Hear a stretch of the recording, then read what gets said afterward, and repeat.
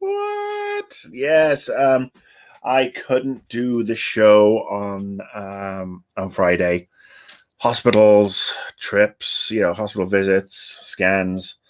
Uh, More scans to come, but the next ones are actually scheduled on a Saturday, so that'll be that'll be fun. That's not for a couple of weeks, but anyway, my good peoples, how are you? Thank you for joining. If you are able to join, and thank you for watching. If you are watching on YouTube or Twitch in the future, the future, scary place. I hope everybody's well. I'll do the health update in a bit. As usual, if you are in the chat room, please feel free to say hi. I am going to go and just quickly check. Oh, no. I was checking my fantasy league because yesterday I was up to third in my fantasy league. But today I'm back down to 6th. I'm up one spot from last week. But yeah, Ray Padilla, number 1 in a fantasy league. I had, yeah. Oh, that's just sad. You know what it's like when you're sad. Let's check my points. 38 points. Yeah. I need to figure out a better defense because they're doing nothing. I made the mistake of putting Manchester United and Man City centre backs, and apparently they're all rubbish and benching Chilwell. I didn't get the points for Tyrone Mings because I had him on the subs bench for Chilwell because I thought Chilwell would actually make some do some nice assisting and stuff, and he hasn't bloody featured yet. So there you go. He's useless. Anyway, happy day, happy morning, happy afternoon, good evening to everybody. Obviously in the European parts of the world. I hope you're all well. Oh, I got questions today. I've had questions from the Discord group. Everybody's been super awesome. Some cool things to talk about. First thing, and I actually have a list of things to talk about. First thing, blast from the past this week.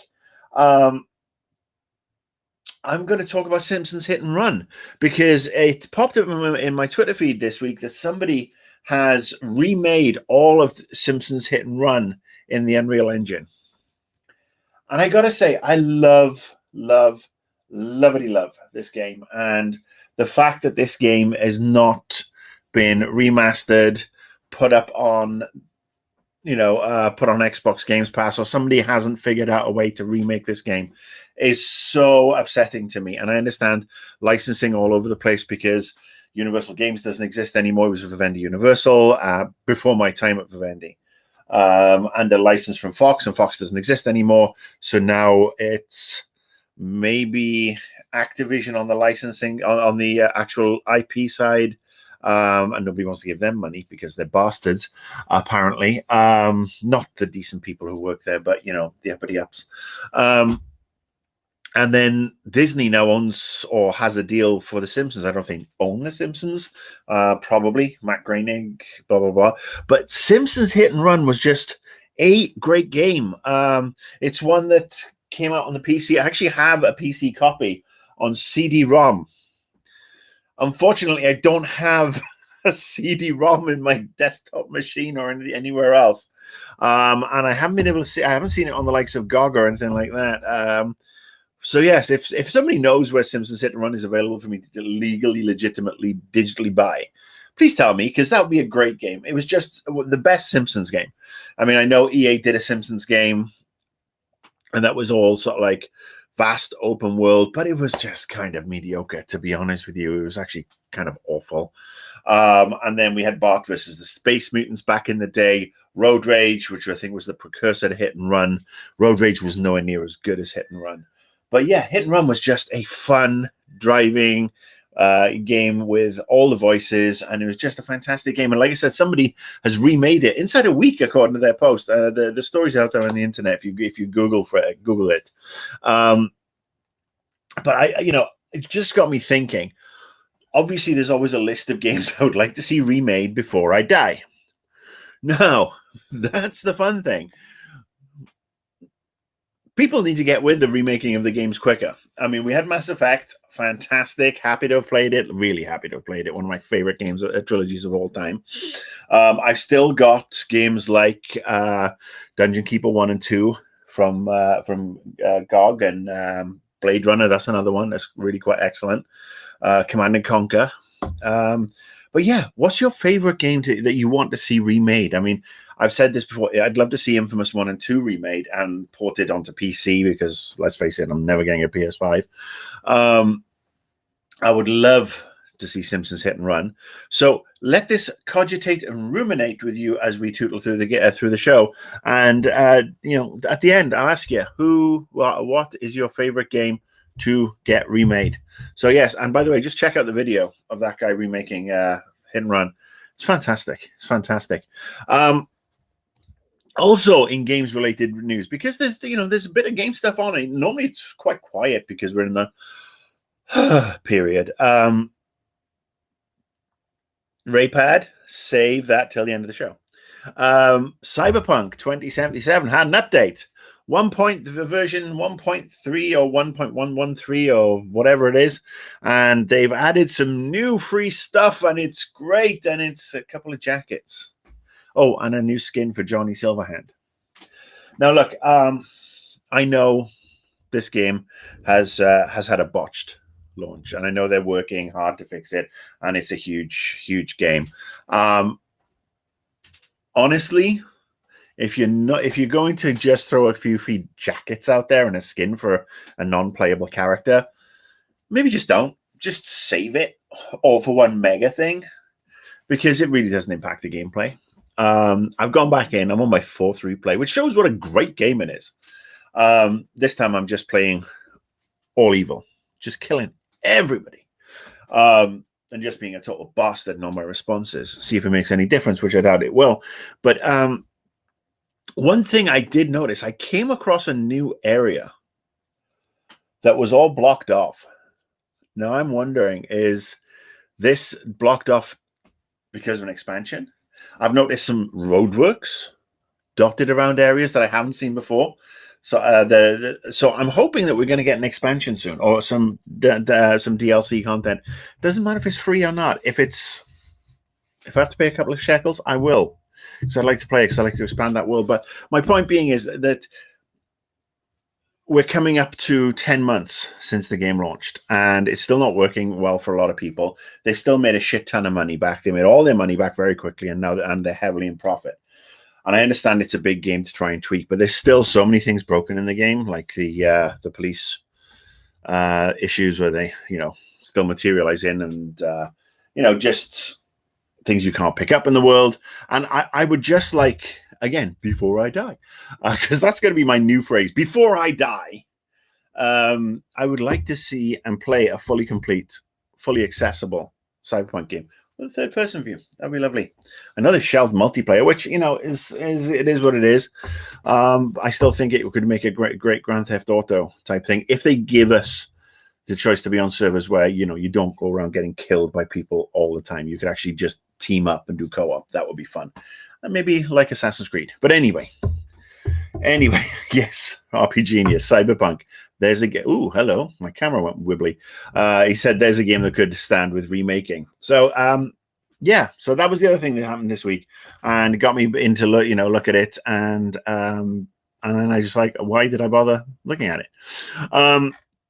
From the Discord, from the Discord group that you get access to if you are and Patreon member, Boss Dooley is watching. He's watching the All Ireland hurling final today, which is, batshit crazy. Hurling's a batshit crazy sport. And look, I watch rugby. Rugby's fucking crazy too. But he wanted to talk about GamesCom, because GamesCom's coming up this week, and that is one of my, let me get caffeinated. My darling wife went and got me a half calf almond milk latte today to pep me up, because I need pepping. One of my regrets is that I've never been to Gamescom. I also wanted to go to TGS at some point, but Gamescom is the one that I think I'd love the most. I'm a big fan of Germany. I've worked for a German company. I have been to Mulheim in Germany, which is just a beautiful little place, beautiful little town when I worked for Blue Byte. The people are actually really lovely. The food is amazing. The beer, of course, is fantastic. And yes, the idea of going to Gamescom at some point is on the bucket list. And maybe next year, who knows? If things go well, perhaps I can stump myself up to go to Gamescom. But yes, obviously it's happening this week, and Jeff Keighley's got his grubby little fingerprints all over it. Bless him. And look, Jeff, I've said this before. Jeff does care about games. He does, he gets a lot of flack. I've given him flack in the past as well. I don't like some of the stuff and some of the ways he's done things, but he has his niche. He fulfills it, and he does what he needs to do. So he's got his Gamescom ONL Opening Night Live, where they're going to be talking, and this is next Wednesday. So let's see. I'll be back. Oh, good. Yes, I'll be around. 11 a.m. Pacific, 2 p.m. Eastern, 7 p.m. British Standard Time, and 8 p.m. Central European Standard Time. And they're going to be talking about Star Wars: The Skywalker Saga. Now, this is the one that's been delayed for a while. I mean, this is the one that was due to come out after The Rise of Skywalker, I believe. And we saw it at E3 back in 2019. I think it just got put on hold. I'm guessing it's all the Star Wars games remastered, all the Lego Star Wars games. So that makes 9 of them, which would be quite interesting. Who knows? They might actually be more entertaining than the actual some of the movies. So yeah, that'll be interesting to see. I mean, that sounds like it's going to be value for money for somebody if they haven't played it. I mean, my problem is that I love the original trilogy version.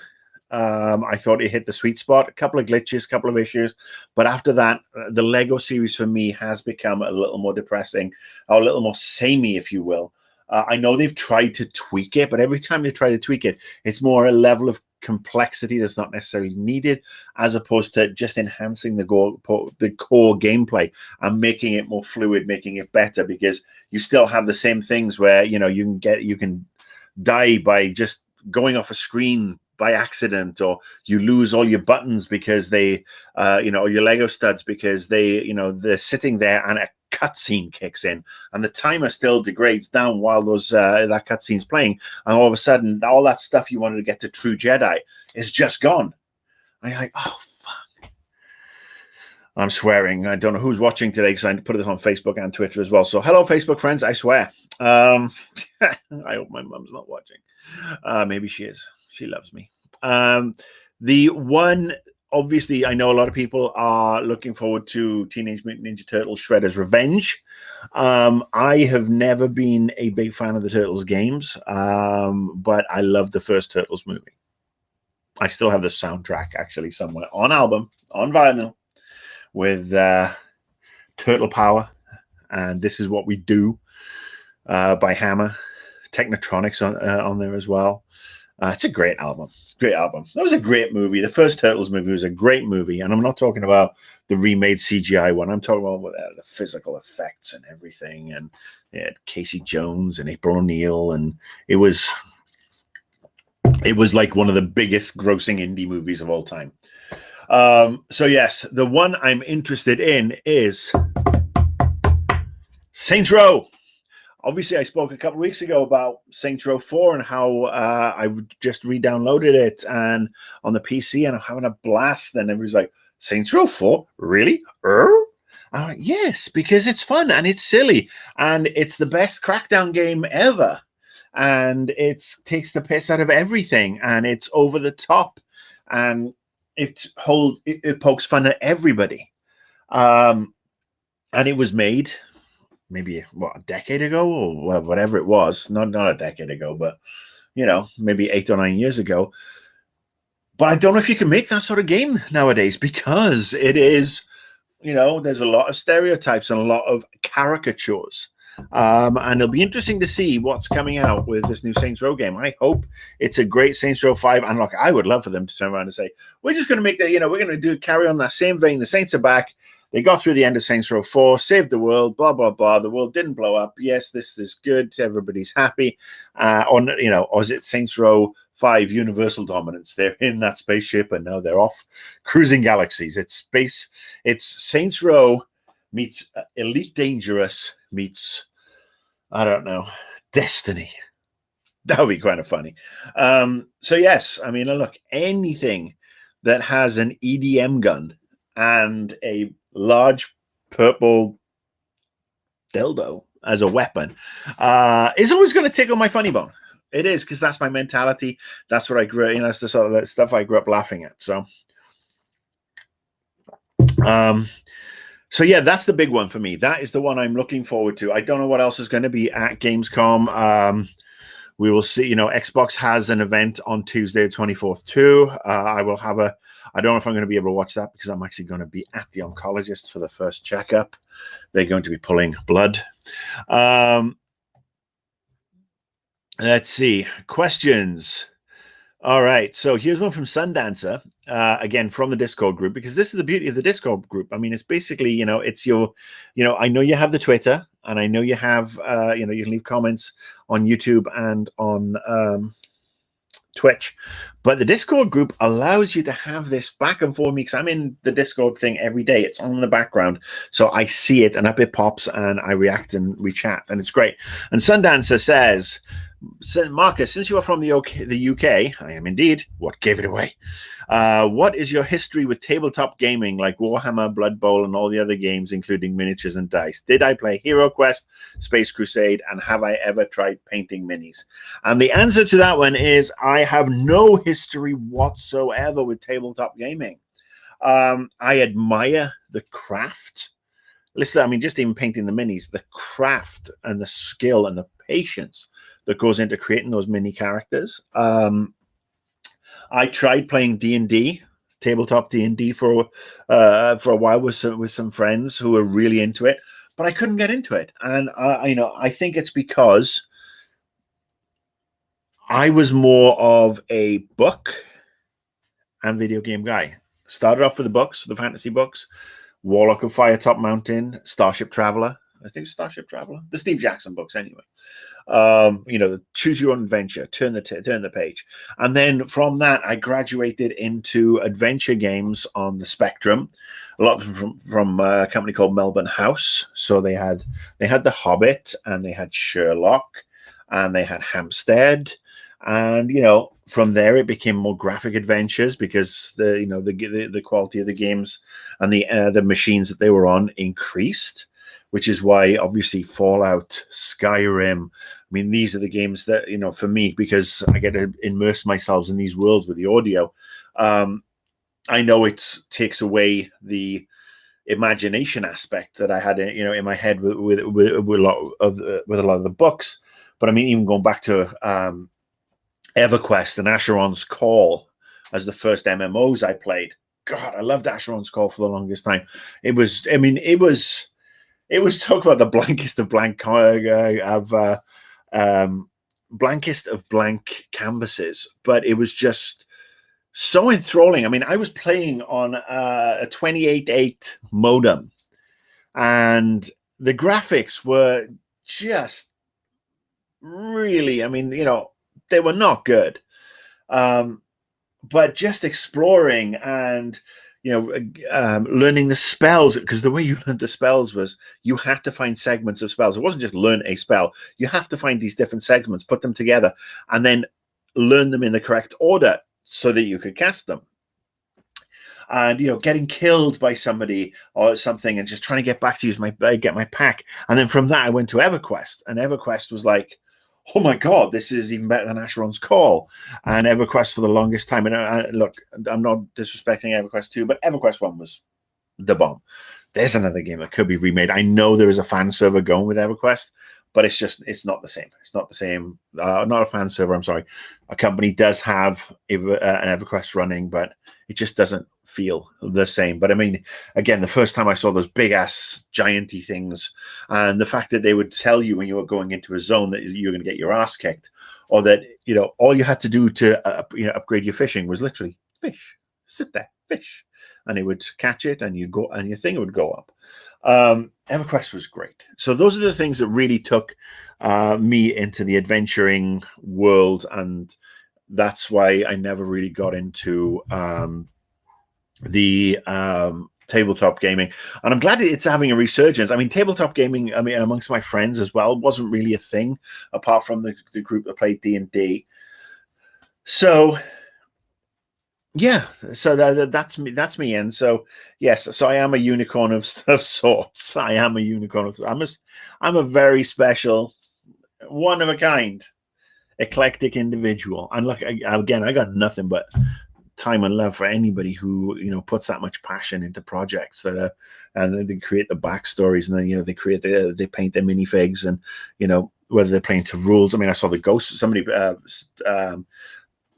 shared a Facebook memory about the Ghostbusters game, and I'm like, that looks really cool, but I don't know if I have the mental capacity anymore to learn that sort of stuff. And who would I play it with? So yeah, thank you, Sundancer. Great question. And then Matt E has asked, hopefully Gamescom will have some good announcements. I can't think of any big games I'm excited about and are coming out this year. What games are you looking forward to from the rest of the year? So I will say Deathloop. Oh, yeah. Deathus Lupus. Looks amazing. Back 4 Blood. That's another one. Looks amazing. Looking forward to playing that one. And then we'll see how it goes later on in the year. I'm not sure what else is there. I mean, I'll be honest, been kind of preoccupied recently with regards to, and I'm going to need my games during the darkest days ahead. If I can stand here and play a game, or if I can sit, if the meds are strong enough, because that's one of the downsides of prostate cancer. It hits you where you sit. Yes, enough to make your eyes water too at times. But standing is good, because then standing gets the blood pumping and moving around. So yes, I'm hoping for some games. So some good stuff to dick around with. So yeah, what are you looking forward to? Tell me what you're looking forward to. I mean, I've said 2 in Back 4 Blood and Deathloop. I think they're both going to be top notch. I think I've seen people saying, "Oh, Back 4 Blood, it's really not Left 4 Dead, is it?" And it's like, it's not fucking Left 4 Dead, because it's not Valve. It's the team who worked on it went off and did their own thing, and this is their take on it outside of the Valve creative bubble, and they're doing it their way, and perhaps they're making changes that they would have put into Left 4 Dead 1 and 2 but didn't, because that wasn't the way Valve wanted to run it, and that's why those games are classics. So what I would say is, I mean, I know people have been playing it on a open beta, but yeah, wait till it comes out, wait till the final version comes out, and you might just be very, very pleasantly surprised, because I think the Turtle Rock folks onto a winner there. I think it's going to be awesome. Anyway, RP Genius, I swear I did. I don't know if you're late to the table, dear boy, but I did just say that the Saints Row reboot. I don't know what to expect. Is it a reboot? Is it a 5? Is it continuing? I mean, are they going to reboot Saints Row 1 and 2 and do them in the style of 3 and 4? Because Saints Row 1 and 2 were hardcore Grand Theft Auto homages, knockoffs, copies, whatever you want. And then Saints Row 3 was like, you know what, we're going to get a little bit silly. And then Saints Row 4 was like, we're going to get a lot more silly because this is fun. So if it's maybe that Saints Row feel, the Saints Row 4 feel in the 1 and 2 world, that would be pretty cool. I mean, that would actually, I would not be mad at that. That might be a really, really interesting thing to do. I mean, or it could be Saints Row 5, Saints Row versus the Universe, Guardians of the Galaxy style, the Saints of the Universe. Yeah, so, oh, look at this. I was, again, worried I didn't have that much to say this morning. I've been going for 24 minutes. QuakeCon. QuakeCon is this week. QuakeCon is... I've been to QuakeCon twice, and I got to say, I love QuakeCon. It's one of my favorite things to go to. Haven't been for several years. It's probably, I think 2014 was the last one I went, 2015 maybe. But to go there and to see all those people, I mean, my absolute favorite was the bring your own computer section, and just to see the LAN parties and all these amazing tricked out machines, and they were just gorgeous to look at. People playing all hours of day and night. Admittedly, could get a little ripe, but hey, that's what it is. And let's face it, I'm no white man. I'm a white guy. I can't go anywhere unless I've showered every freaking morning. I mean, maybe as a teenager, I might have been gone, I don't need to shower for 3 days. Just give me my Red Bull and give me my Pop Tarts, and I'll be eating and playing, and I don't care if I smell. But now I need to shower on a regular basis. Because I'm old and I'm rotting, because that's it. The older you get, the more rotting you are. But yes, I love QuakeCon. The atmosphere there is superb. Everybody's just having fun. And the two times I went, I was lucky enough to go and hang out with some amazing people. I mean, the Bethesda PR peeps, and then a bunch of other journalists as well. And it was a different vibe than E3. It was something that was just way more chill. And, we'd sit and have drinks, and it was at the Gaylord Texan Resort in Texas, because obviously that's where it are. And yeah, it was just this huge indoor thing, and we'd all go out, and this was back when I was smoking. We'd all go outside to smoke, because it was in August in Texas. We'd all go out to smoke, and we'd come back dripping in sweat. More times for showers, and we'd stay up till 2 drinking and talking and just catching up and just getting a buzz from the atmosphere and the love of the games that were there, and attend the panels and all the stuff that they were talking about. Now, I know that this week they announced, or this week just gone, they announced that Quake is back. Quake's remastered. Quake's available, apparently, on every single format except Xbox Games Pass on PC. Couldn't find it when I went to download it this morning, which is very, very naughty. I'm going to have words with the heads of Bethesda.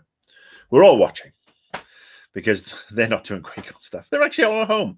I mean, QuakeCon is at home. It's all pre-canned. I know Pete Hines he's been watching the soccer this morning. He's playing with his foster dogs. I mean, he's just, he probably is watching this. He probably thought, you know what, I'm going to drop everything to watch Marcus's show, because Marcus is awesome. So yes, I'd love to find out when it can be available on Xbox Games Pass, because on the PC, because I'd like to play it again, please. Because again, I have a beautiful gaming rig with no CD-ROM drive, so I can't bust out the old games. Gonna have to figure out a way to do that, because I've got a shit ton of games on PC, games I've worked on, games I've collected over the years, and I have an old Alienware machine, so I'm going to figure out a way to, I don't know. Anyway,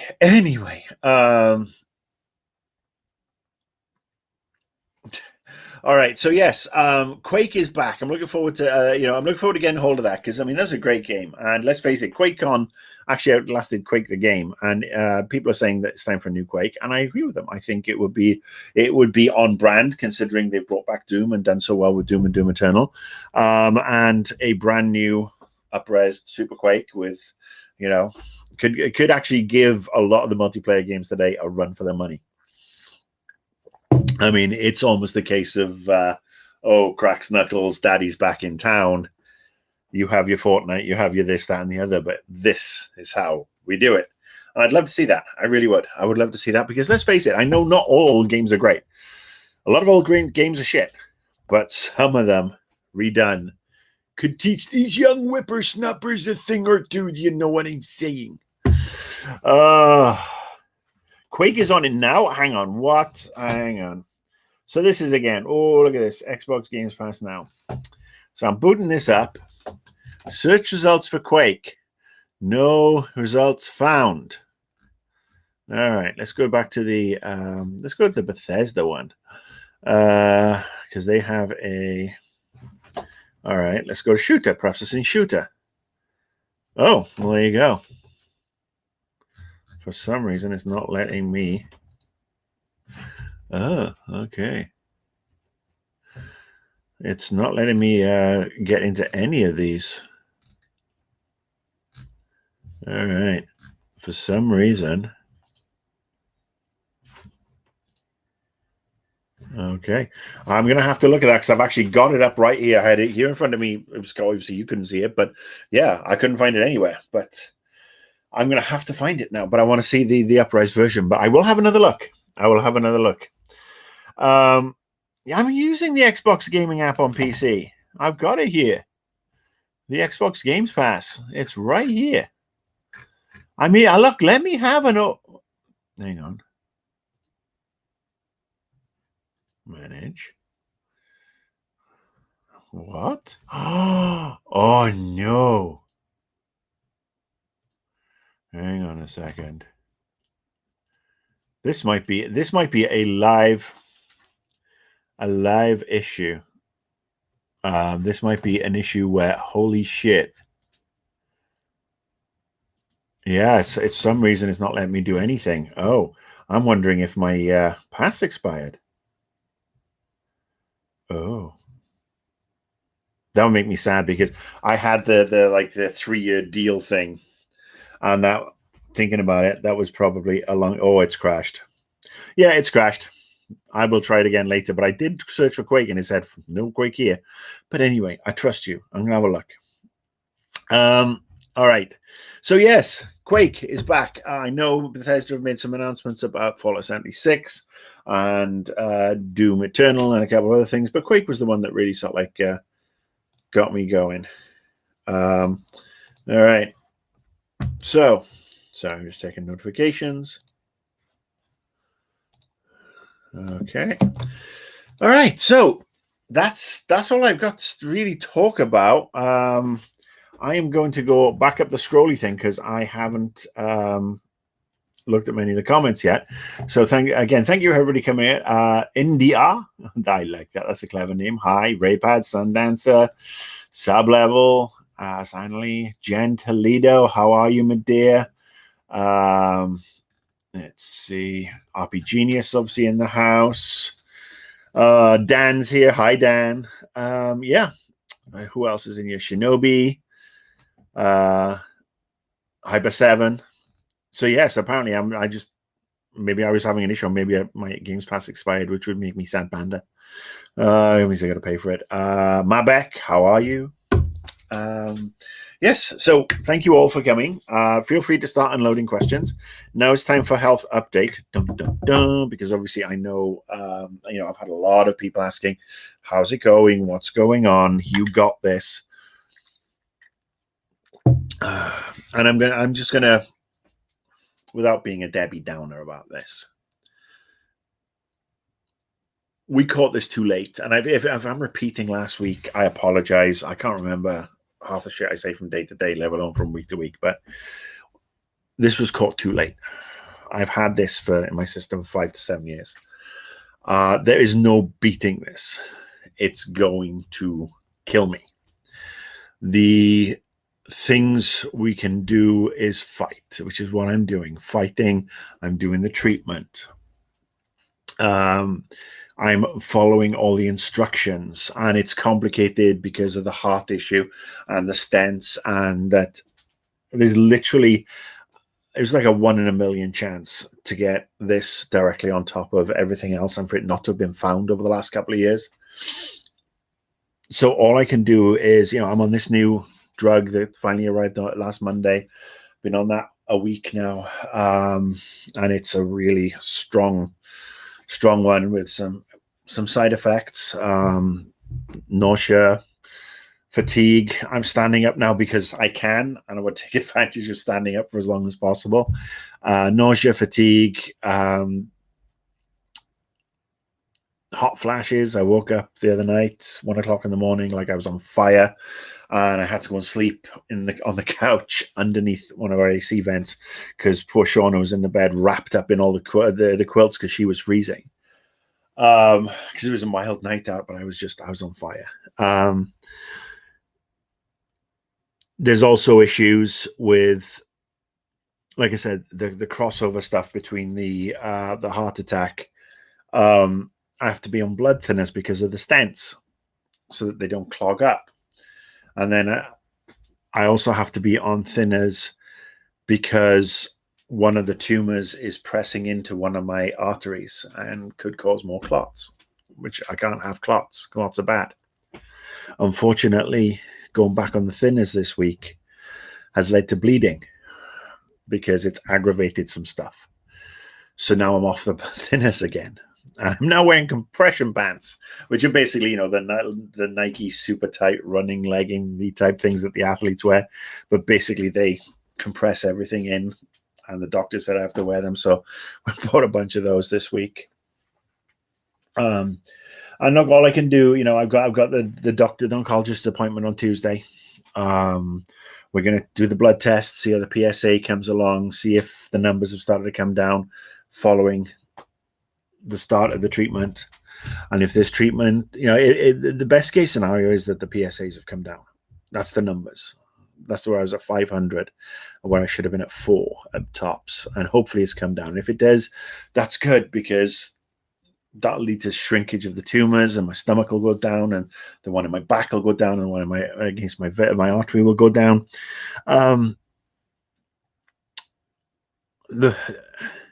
If there's no change, then we've got to give it a couple more weeks and then test again. And if there's still no change, then we have to go to step 2, which is probably chemotherapy, which millions of people have been through, and it's very localized nowadays. It's not like days of old where it's like, yes, you have cancer, we're going to kill this cancer with radiation, and oh, congratulations, 5 years down the line you got cancer from that radiation. So it's very focused now, and it's still kind of scary, which is why I'm growing my hair out. If it's going to fall out, I'm going to have it as long and messy and luxuriously gray as possible for as long as possible. And then if that doesn't work, and now I'm operating in ifs, then it's time for surgery. And if that doesn't work, well, the key is quality of life, managing everything. And if I can get a couple of good years where I'm on my feet and I can talk to everybody and I can enjoy my games and enjoy life with my wife and my dog and my cats and my family, and my friends, that's quality of life. And if I can get a couple more years of that, that'll be great. And we won't know. We won't know until the tests have come in. I've got one of the best oncologists in the world. I'm so lucky. And he's treated people not quite in my particular area of the Venn diagram, because again, me, I like to be special. I like to be a 50-year-old man with who got prostate cancer and reasonably early, and it went undetected despite 4 years of hospital visits. I'm that special fucking snowflake. And again, apologies for the swearing. But yeah, I've got some of the best people in the world on my side, and some of the best friends and family all sending the positive thoughts. So yeah, it's that's where I am right now. I'm enjoying it while I can. I'm going to be here for as long as possible. So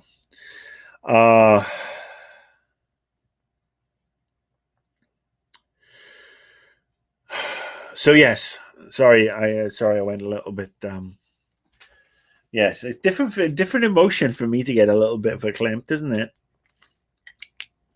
It's amazing what it's funny, coming out of the heart attack. I didn't really know what happened because I was in the coma, and I don't remember the heart attack. I remember the day before. I don't remember the day of. I don't even remember coming out of the heart attack. I remember a couple of days later, the day after, I think, coming out. I came out of the coma. That's my first memory, I think. So it didn't really happen to me. And everybody's like, "Oh, you were dead. You were this. You were in a coma." I'm like, "Okay, I'll take your word for it. I don't remember. I was in a coma." So I really didn't face that mortality thing. I had a first taste of it when I had the bypass, and I was in that hospital bed. My wife couldn't be with me because of COVID, and everything was locked down. And that was that one was scary. And now this one it's the unknowns. It's unknown variables. If somebody said to me, "Okay, well, we can definitely give you 2 years of quality life," I'm like, "Okay, 2 years quality life. We're gonna live it, do it, whatever." But they can't do that yet. And, they're all doing amazing jobs and they're all doing amazing studies. I will say, as usual, if you are a bloke, if you are in your 40s, get your prostate checked, get a colonoscopy as well. And don't take no for an answer. I was supposed to go for a colonoscopy about 4 months ago, and I was told by the doctor at the colonoscopy clinic, no, come back. You had your last colonoscopy 7 years ago. You don't need to. I don't want to see you for another 3 years. And that guy has yet to learn of what's happened since. But that doctor's going to get a very, very nice letter. If not from me, he'll get one from Shauna saying, do your damn job and don't say no to people who need a colonoscopy. Because again, 4 months ago, they'd have detected this, as opposed to 3 weeks ago. So yes, anyway, sorry about that. Some days are good days. Some days are very good days, and everything's bouncing along. And then some days, you have your bad days. And some days, I am reminded of David Tennant's final lines as he regenerated into Matt Smith in Doctor Who, and he just said, "I don't want to go." And that's me. I don't want to go. Not ready. I'm going to fight it. But I know everybody's like, oh, you can beat this. I can't beat this. All I can do is fight and manage for as long as I can. It's going to get me. It could be a year. Could be 2, 5. If I can manage to get to the next breakthrough treatment to buy me a couple of other more years of quality, well, that's the goal. So, yes, sorry about that. Sorry about that. All right, coffee time. Let me get caffeinated and bouncing again. Okay, talk to me, people. Sorry,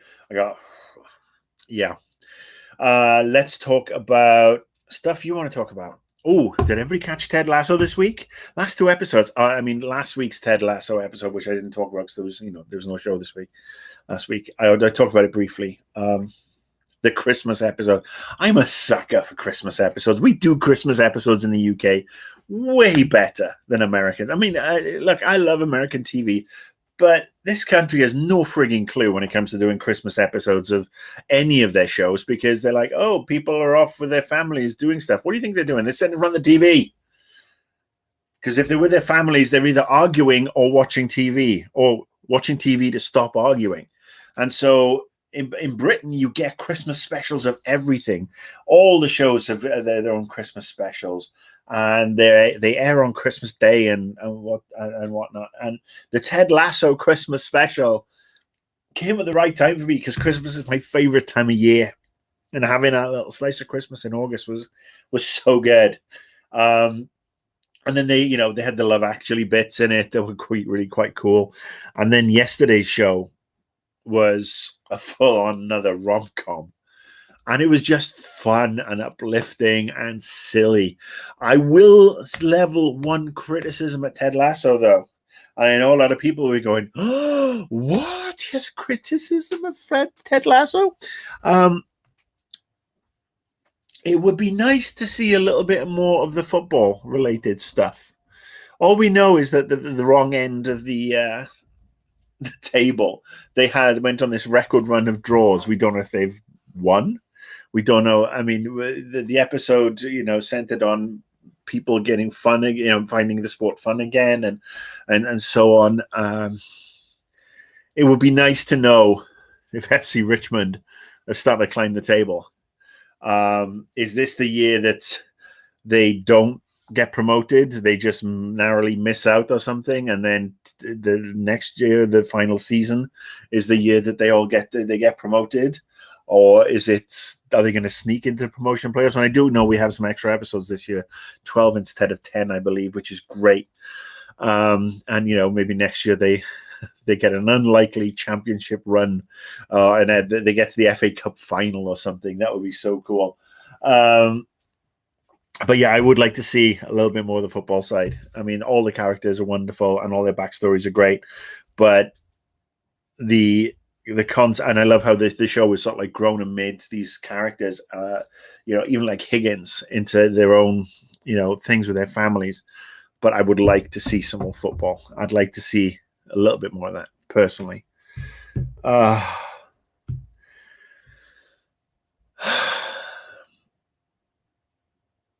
Yeah, so rom-communism, I'm up for that. All right, let's go back to the chat room. Let's see. Gamescom next week, Marbek. Yeah, I already spoke about it. You have to rewind maybe 20 minutes. I know they showed the record, Ray, but I'd like to just see a little bit more of the action. I'd like to see somebody scoring, a clean sheet, whatever. I mean, Danny Rojas, football is life. And it was funny that you shared that picture of Danny Rojas throwing out a pitch of the Dodgers game, because football is life and baseball is dull. But it would be nice to see a couple of games. That would be great. Hey, they're in the championship. They should be playing Swansea City. McWomble, after the Lions tour, who would want to be a referee? Well, look, after the Lions tour, this is British Irish Lions against South Africa, recent series that just ended. After the Lions tour, World Rugby needs to hang its head in shame and never let a home referee be on the team. South African third match official, the guy watching the videos, he was South African. He was eminently biased, and he shouldn't have been anywhere near it. You cannot do that when you're one of the closest friends of the director of South African rugby.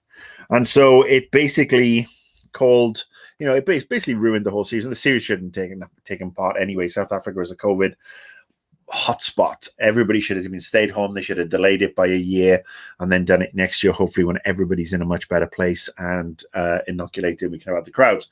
But then there's also the aspect that'll piss off some of the South African people, in that I don't think South Africa are worthy winners. I think they are the Wimbledon of rugby right now. I know this is ironic coming from somebody whose team was coached by Warren Gatland and Warren Ball, but really, it's dull rugby. And, I'd rather watch the All Blacks every week. Who wouldn't? I'd rather watch France every week. I'd rather watch Ireland every week. So, yeah.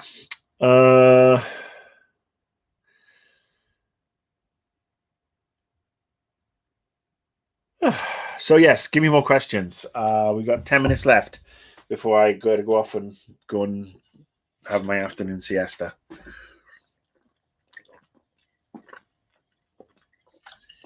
My God, at least I get hydrated. I go through so much water when I'm talking with you wonderful people. Yeah, and I'm sorry if I put a little damper on it. I just want people to be real about this and real about the expectations that it's going to take me.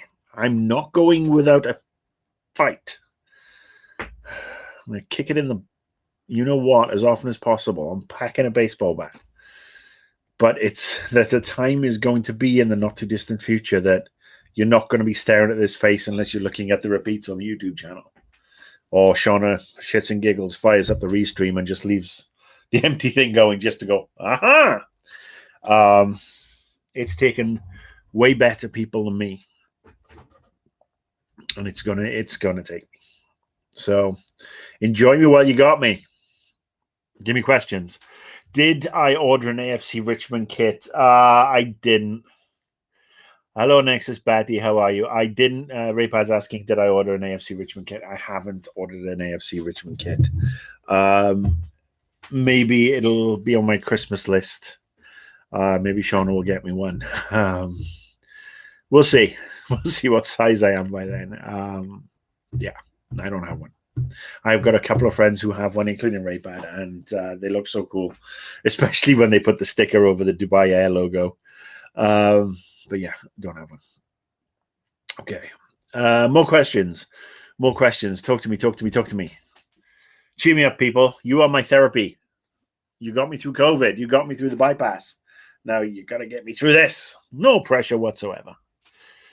And everybody's gone quiet now. Way to kill a buzz, Mr. Beer. Ugh. You wumble. Yeah, everybody's going to get the AFC Richmond jerseys. I don't know. I am, yeah. I would like one eventually, and who knows.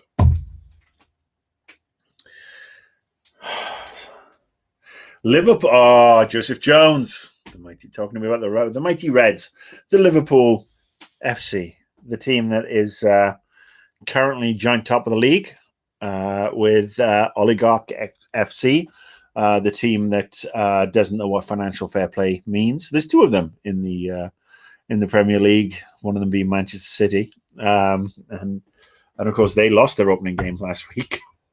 Sorry, Ray. I'm sorry, but they bounced back and twatted Norwich yesterday.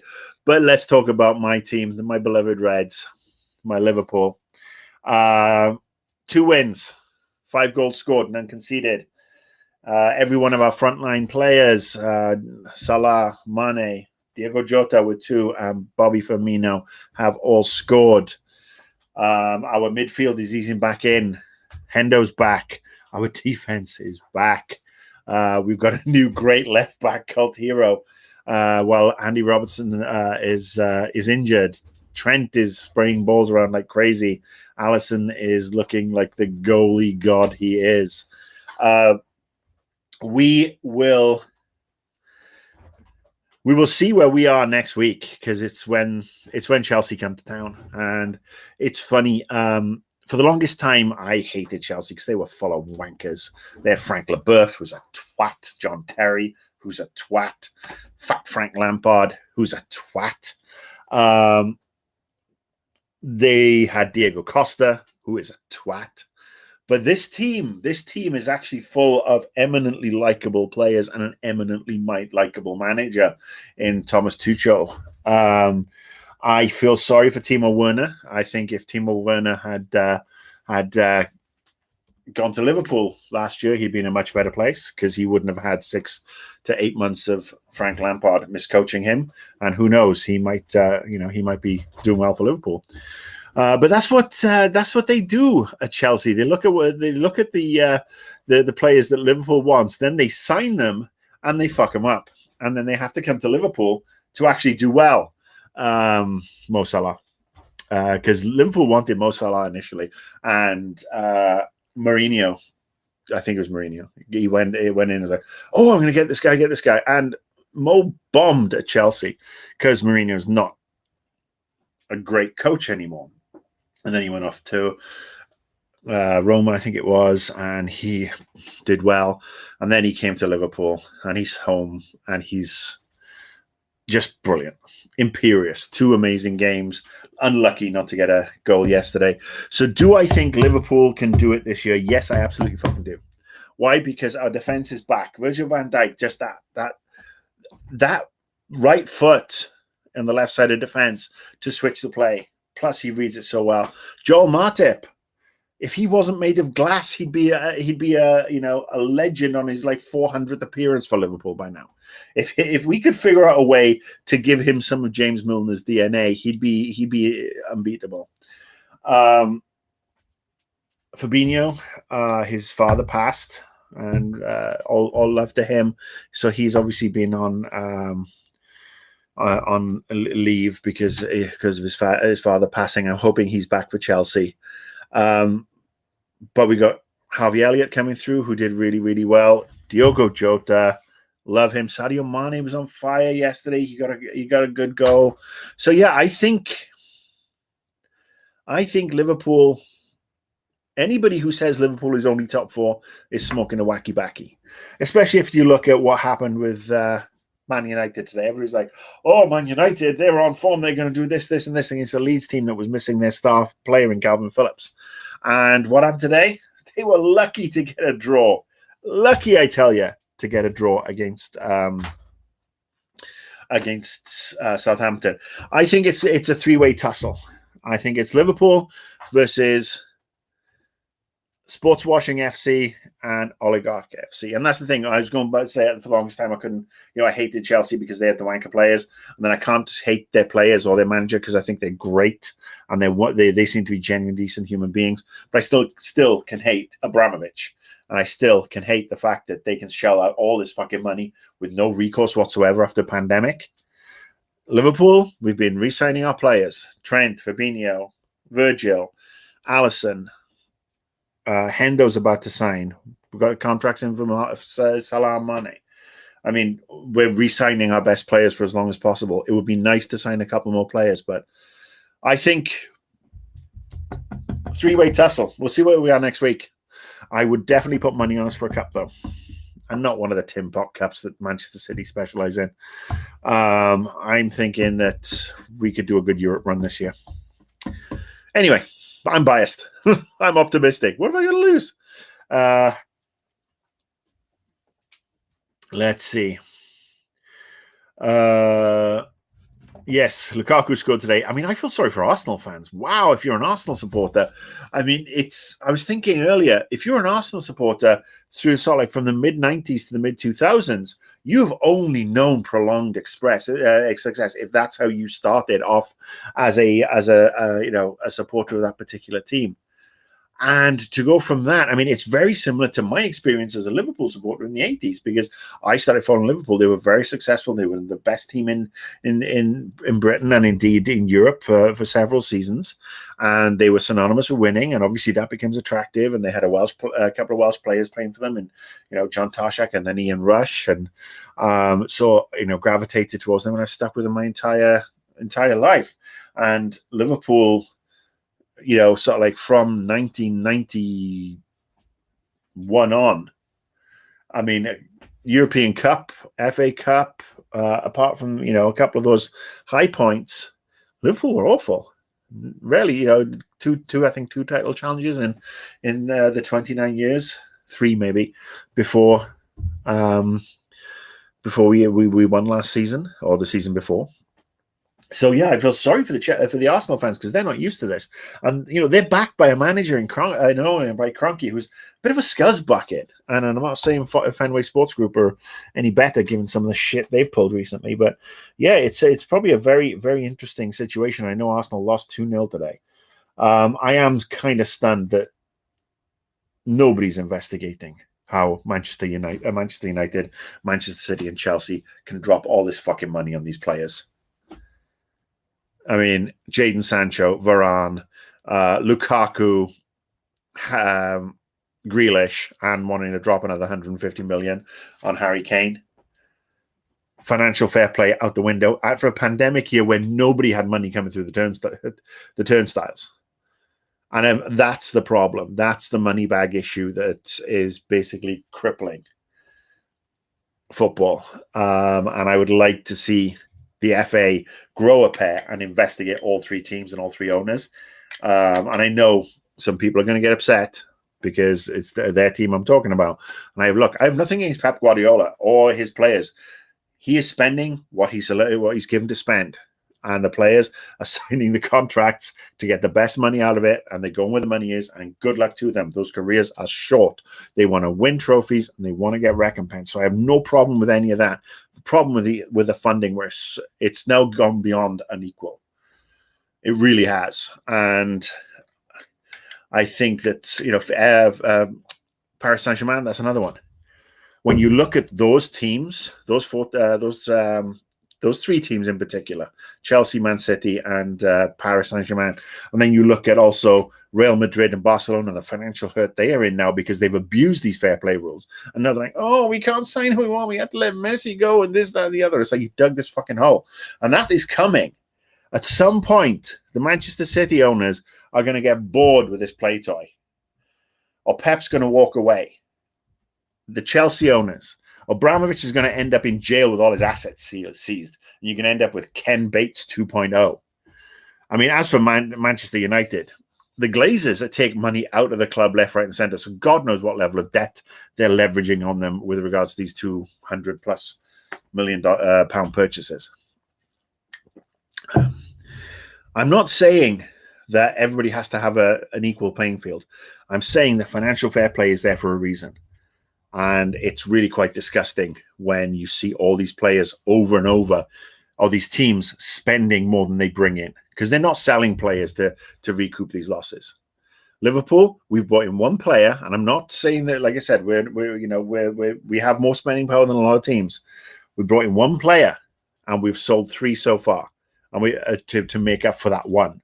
And we're not bringing anybody else in yet because we don't have the funds to do it, because we've been trying to strengthen our wage bill and make sure that our wage bill is not over manageable, and we keep the best players because, our best players, because that's what we do. But when we have to rely on the Harvey Elliots and the Curtis Joneses of this world, and then some other teams can drop 150 million or 250 million, £250,000 by the end of this transfer window is what expected to be spent just by one team. $250 million. It's fucking obscene.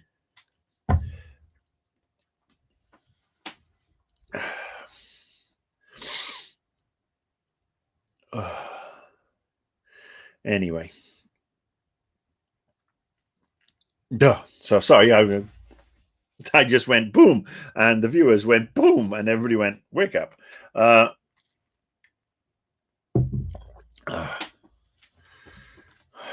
Let's see. Go back to the chat room, and now it's devolved into total fire. Did I ever meet Peter Moore? I met him. I think I met him at a few industry events over the years. I'm lucky to be a Facebook friend of Peter Moore, along with, I think, half the games industry. A lovely guy.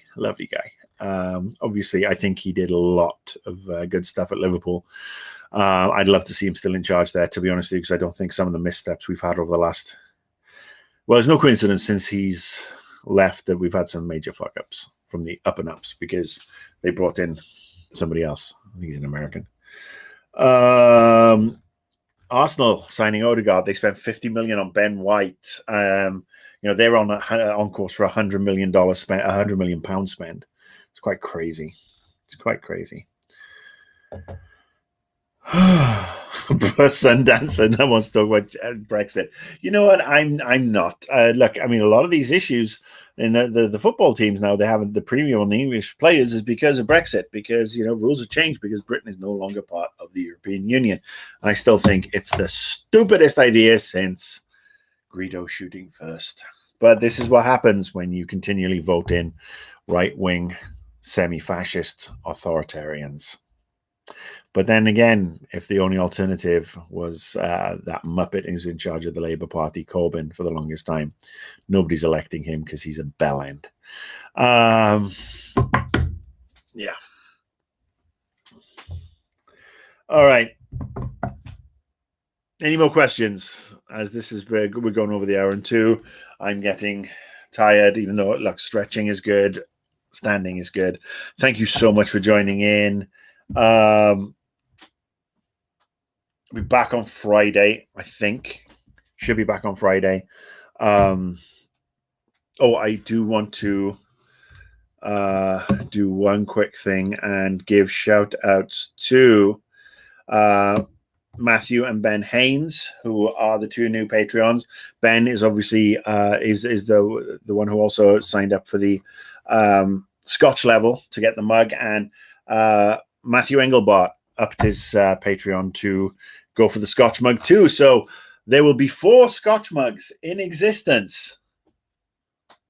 And if you, if you are at the Scotch level and you are getting a mug, that means you also get a Zoom with me, where we can do Zoom, we can do Discord, on camera, off camera, just talk about shit. Uncensored, unrecorded, just have some fun.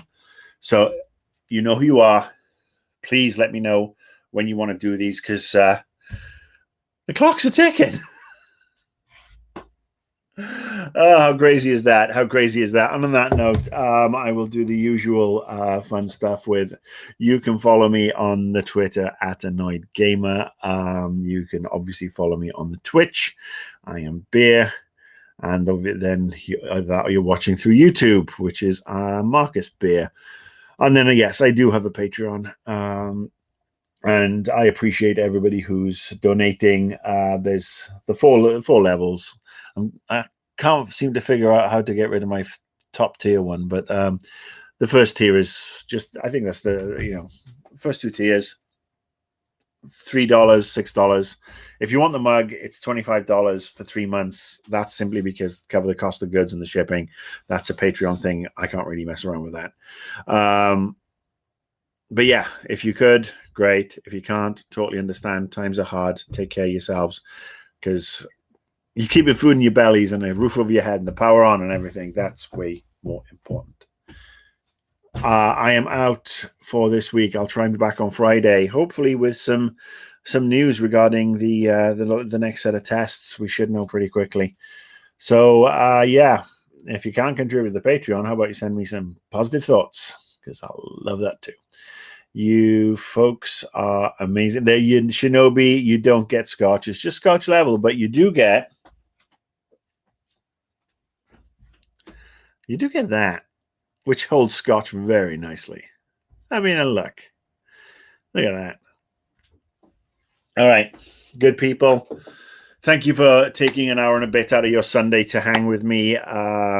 Always appreciate it. Appreciate all the comments on YouTube. Thank you so much. You are wonderful. Have a great rest of your day, however long or short that is. I will see you on Friday, everything willing. Take care of yourselves, and I am out.